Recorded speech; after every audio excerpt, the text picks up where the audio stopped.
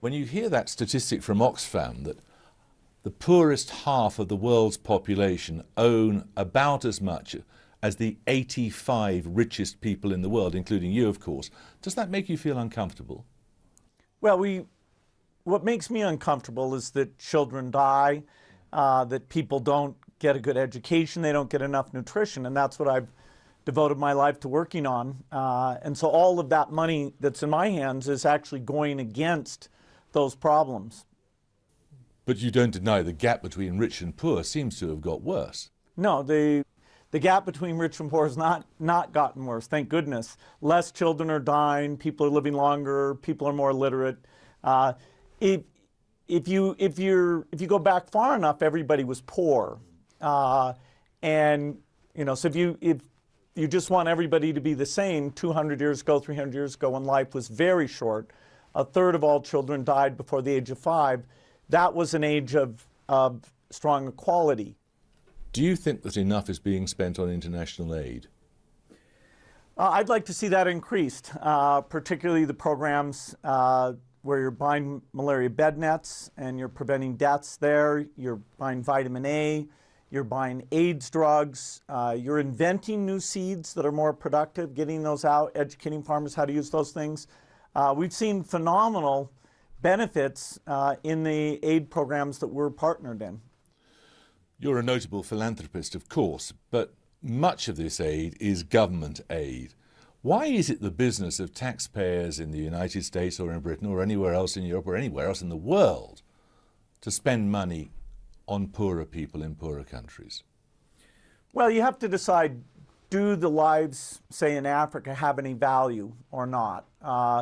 Do we, as we see them starving, not having enough nutrition, not having access to vaccines, having disease there that more money is spent on solving baldness than spent on a disease that kills 1 million children.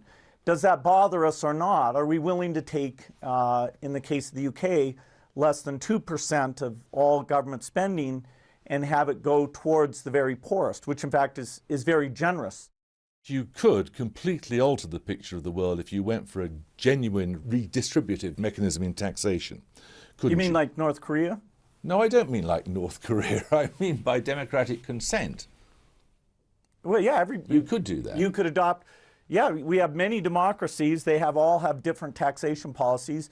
The Nordic countries have certain taxation policies. The UK has different ones. I'm not an expert on any but the US.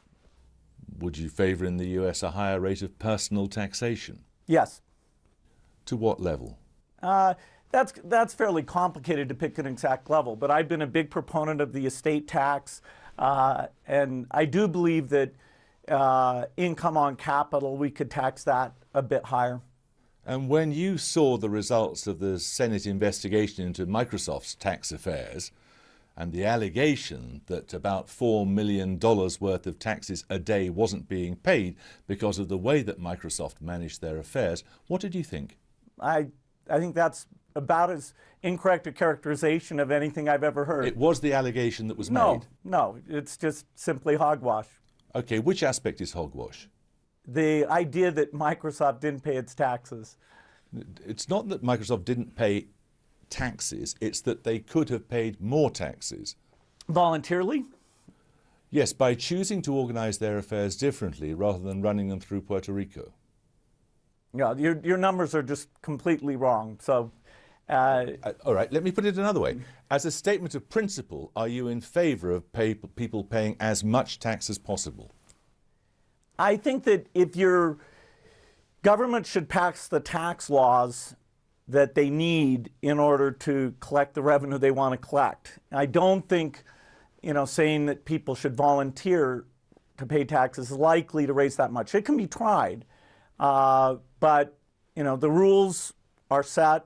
I've paid more taxes than any individual ever, and gladly so. I should pay more, but I've paid over $6 billion in taxes.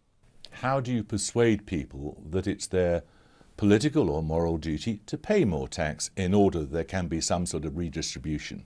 You make sure that they follow the law and pay their taxes. If they don't, you put them in jail. It seems to work.